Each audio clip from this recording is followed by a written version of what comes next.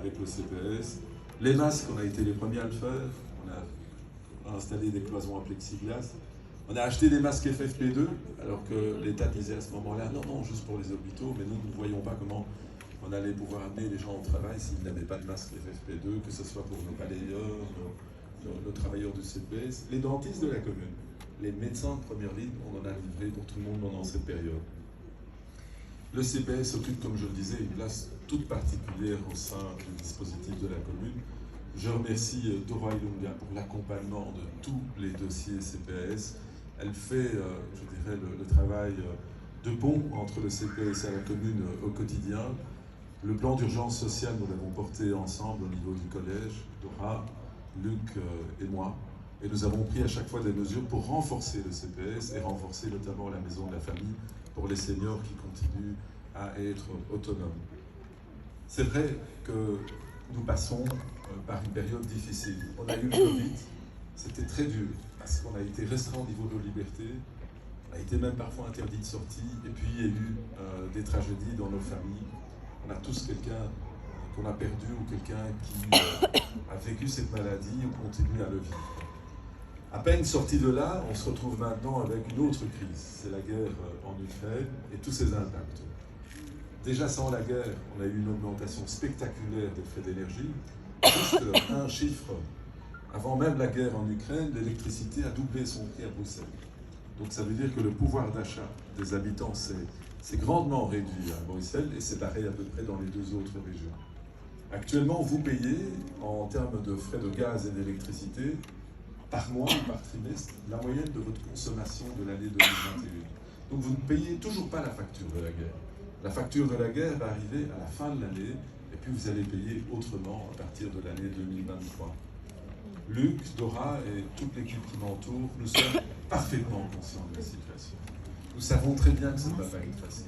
On a ces besoins de nous retrouver, on a besoin d'échanger, de faire la fête, mais on a besoin d'être aussi responsable et d'anticiper l'avenir. C'est pour cette raison-là que le budget que j'ai l'honneur de déposer mercredi prochain sur la table du Conseil comporte une augmentation de plus de 2 millions d'euros pour les dépenses du CPS. C'est le seul endroit où nous avons décidé de ne pas appliquer les mesures. Ailleurs, nous diminuons nos dépenses, là où on peut. Tout ce qui est pas indispensable, nous ne le faisons plus. Nous essayons de faire les dépenses un peu comme tous les ménages vont le faire. Sur base de ce que j'ai dit, anticiper déjà l'avenir. Aujourd'hui, l'heure n'est pas à ne plus regarder, il faudra regarder de plus en plus à ce que l'on fait, sinon on risque d'avoir des lendemains qui vont nous désenchanter. Et donc nous avons fait cet effort considérable au niveau du CPS et nous allons poursuivre, puisque la trajectoire budgétaire que nous donne le président, nous allons la suivre pour 2023 et 2024. Peut-être en infospot, une des grandes avancées que porte le président du CPS avec la commune, c'est évidemment la création d'un tout nouveau bâtiment dans le quartier nord et qui va pouvoir répondre aussi aux besoins de confort de chaque travailleur. Là, il n'y a plus de problème. Vous nous avez invités récemment à présenter le projet avec le bureau d'études.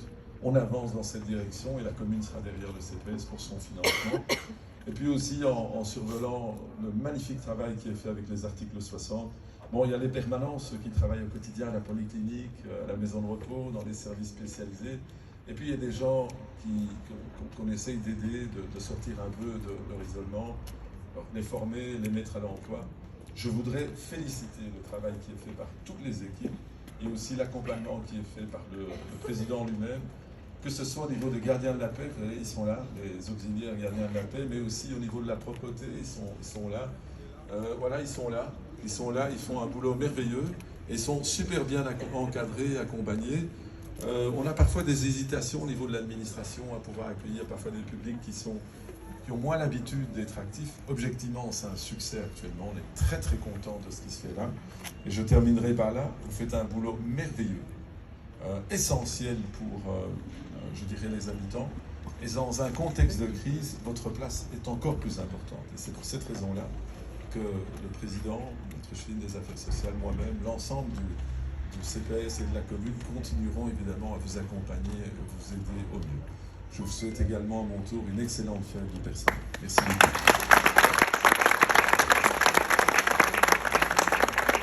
Merci, monsieur le bourgmestre. Je vais passer la parole maintenant à notre secrétaire général.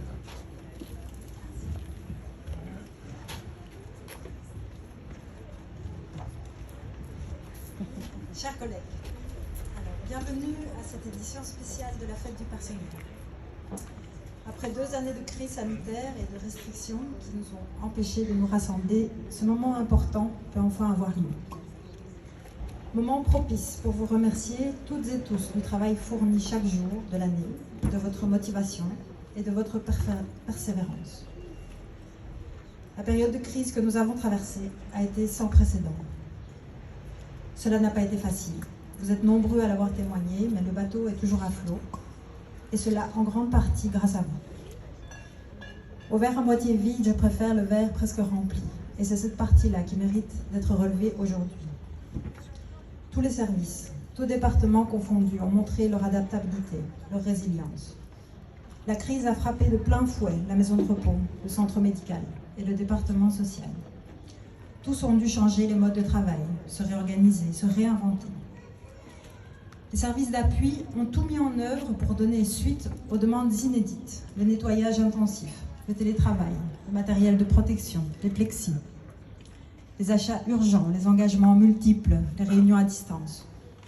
Les agents d'accueil, nos huissiers, ont dû faire preuve de patience face à un public déjà fragilisé et qui, coupé de contact avec les services, perdait parfois la leur.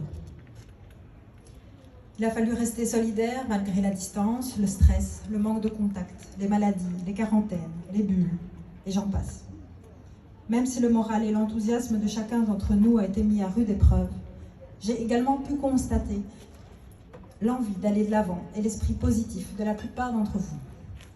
Aussi, des moments plus tristes nous auront marqués ces dernières années. Nous avons perdu Madame Marron et notre collègue Franck, 2 grandes personnes qui auront marqué l'histoire du CPAS. Aujourd'hui, la vie dans les services a repris sa place. Les liens se renouent entre les équipes pour faire face à de nouveaux projets, de nouveaux défis. L'interconnexion entre elles est essentielle au bon fonctionnement du centre. Tout un chacun, toutes les fonctions, sans exception, contribuent à l'accomplissement de nos missions et méritent le respect. Nous sommes interdépendants et il est important d'en être conscient. Et les défis sont nombreux. La crise économique qui touche aujourd'hui la grande majorité des ménages pousse un nouveau public à frapper à la porte du service social et implique pour tout le département une augmentation de la charge de travail. La maison de repos se doit d'attirer nos aînés et de leur redonner la confiance, amoindrie par la crise. Le centre médical doit se faire connaître parmi les habitants de la commune en étant fier de pouvoir proposer des disciplines variées, de qualité et à des prix accessibles.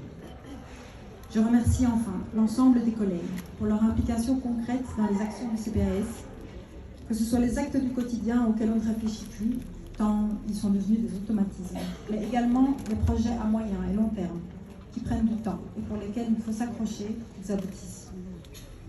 La recherche de meilleures façons possibles d'organiser le travail sans le déshumaniser est permanente. Ne restons pas dans l'acquis et osons affronter les changements.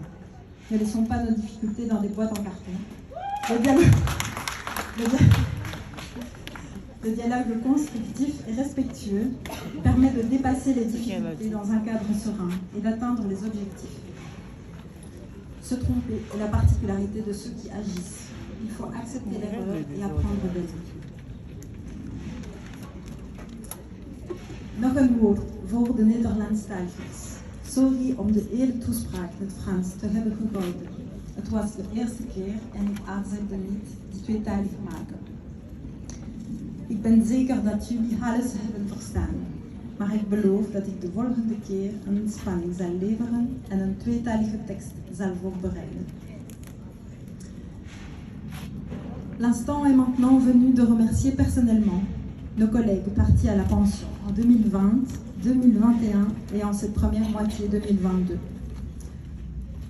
Merci d'applaudir.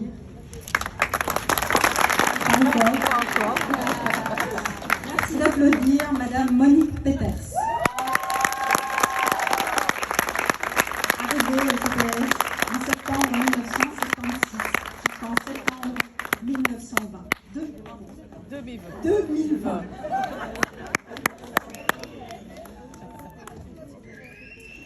Monsieur Mukulu Mundila, mieux connu sous le nom de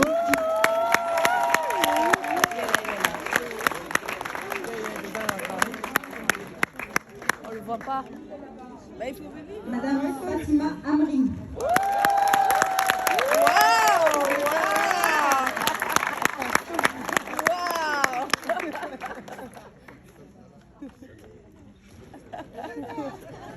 Monsieur Guy Mokoulou. Ah, bah,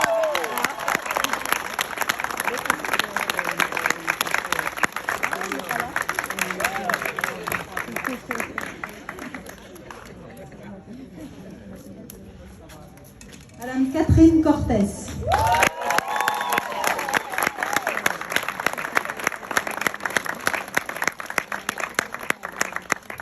Madame Raymonde Van Begin.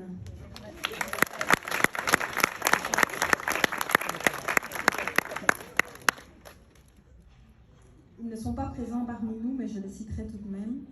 Madame Joëlle Mathieu. Madame Anne-Marie Cotel. Monsieur Michel Denis. Madame Ramad Baïti. Madame Gerda Kozens.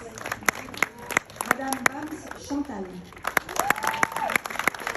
Madame Karine Geldof. Et enfin, Madame Nicole Peters.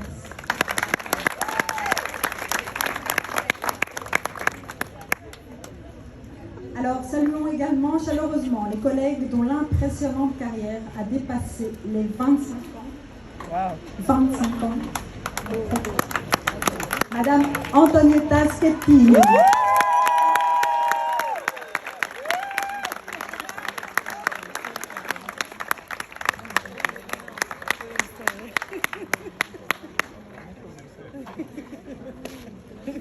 Madame Patricia Delvaux.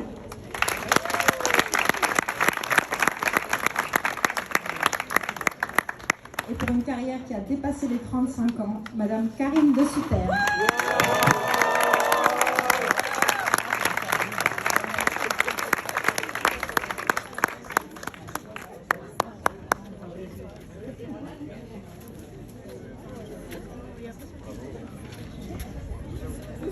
Je conclue. Je nous souhaite de continuer à travailler dans la sérénité et le respect de soi et des autres. Bonne fête à tous.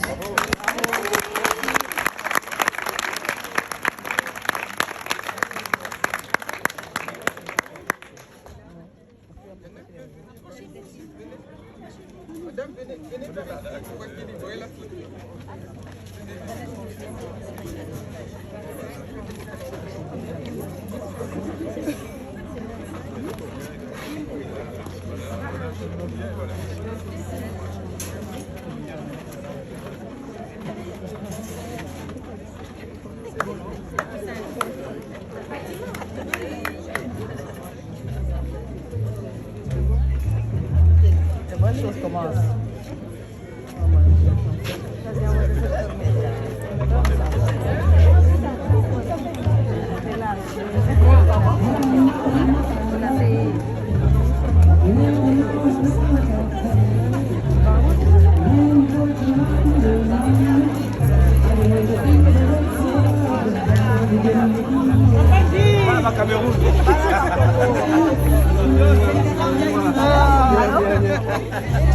Ah, ok.